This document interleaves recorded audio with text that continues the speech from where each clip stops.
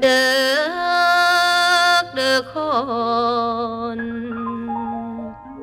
นกเขาคนเอิ้นนา Bonjour, c'est Anne du restaurant Nam. Je vais vous montrer comment je réalise le tigre qui pleure.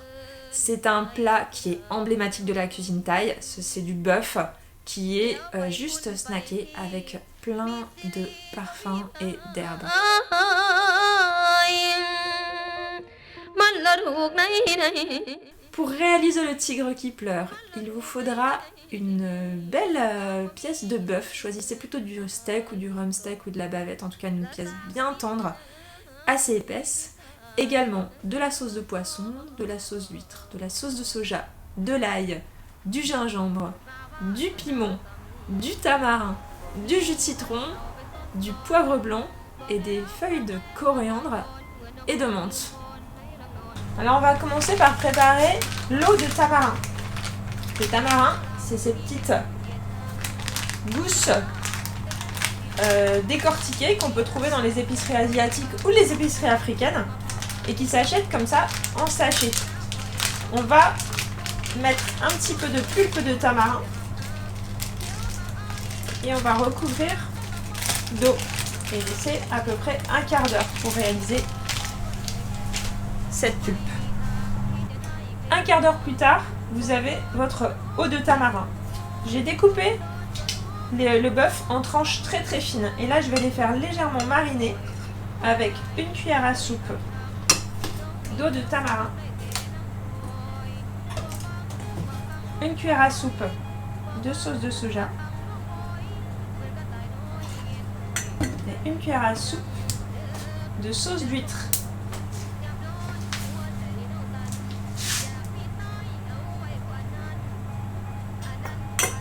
La sauce d'huître, c'est un condiment très important qui n'est pas comme la sauce de poisson qui est plus épais, qui vient de l'huître et qui est délicieux, notamment avec les légumes sautés. Ajoutez quelques petits tours de poivre blanc si vous avez, sinon vous pouvez utiliser du poivre noir. Et on va également ajouter l'ail écrasé. Vous mélangez le tout. Et vous pouvez laisser mariner. 10 minutes suffira. En attendant, on va préparer le reste. On va découper le piment. 2 écoles. Soit on hache le piment très très finement pour éviter de tomber sur des gros bouts, soit on laisse complètement des gros bouts pour que les amateurs puissent le manger et que ceux qui craignent le piment, ils puissent le voir et le mettre de côté. On va émincer l'échalote le plus finement possible. Également les tomates cerises. On va les couper en 4. On va mettre le tout dans un petit bol. On va effeuiller la menthe et l'ajouter directement, effeuiller une tige de menthe. Vous pouvez arracher en deux la menthe pour pas qu'il y ait trop grosses feuilles. Également la coriandre pour ceux qui aiment. Et j'ai pressé le jus de citron vert pour mettre l'équivalent d'une cuillère à soupe et on va mettre enfin à peu près une bonne cuillère à soupe de tamarin, voire 2, et enfin à peu près un quart de cuillère à café de sucre. Si vous aimez un petit peu plus salé, vous pouvez également ajouter de la sauce de poisson, mais vraiment quelques gouttes. On va maintenant faire cuire le bœuf.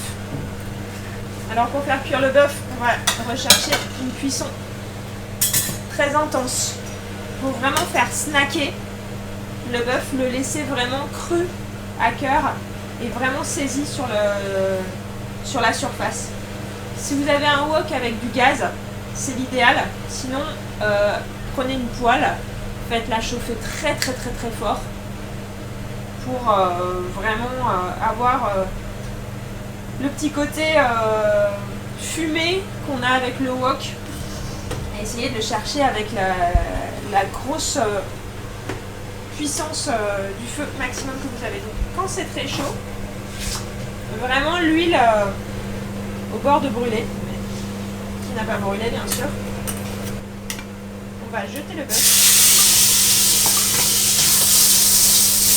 S'il y a des flammes, c'est bien. Ça va vraiment donner un petit goût de fumée inimitable au tigre qui pleure. Donc là, on va aller très vite.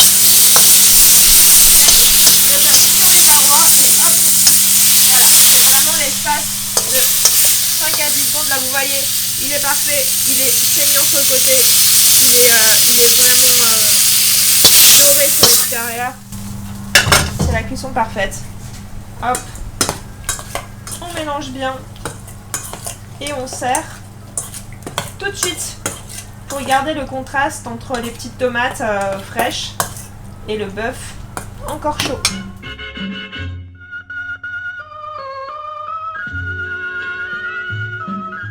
J'espère que cette recette vous a plu, je vous souhaite une bonne dégustation et je vous dis à bientôt au Nam.